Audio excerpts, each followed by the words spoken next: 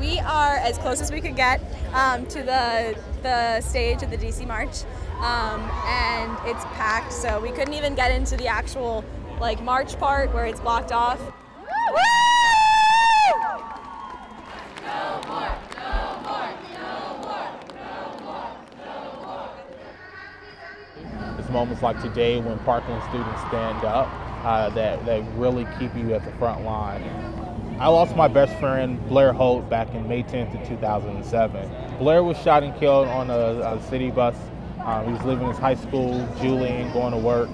I'm coming from Sandy Hook, Connecticut. I pass the houses of the victims every single day. They're my next door neighbors. My brother's best friend, 3 of his closest friends died. It was the first time that I noticed that I was really impacted by gun violence. It was at that point that I wanted to do something to make sure that Blair's death wasn't in vain.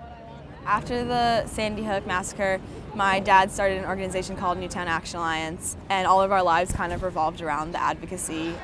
Gun violence really needs to be addressed from multiple angles, whether it's on a state level, like in Georgia, helping to keep college campuses safe, or on a federal level, doing things like fighting for universal background checks. No more. We actually got some really great victories in Connecticut and on the state level, but just to see the legislators not caring on a national level was really frustrating, and honestly I think it all pushes us even harder to work harder. Weapons of war in the hands of civilians!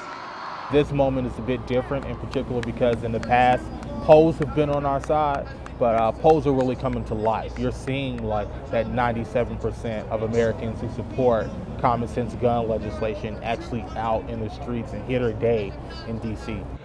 No more. The students from Parkland especially, they're at an age where a lot of them can vote, a lot of them understand politics, and so they understand that they need to make a change for their own lives. And students in general are at a point in our lives where we're the ones who are going to vote them out. We're 26% of America right now. That's the majority of people who are going to be voting in November.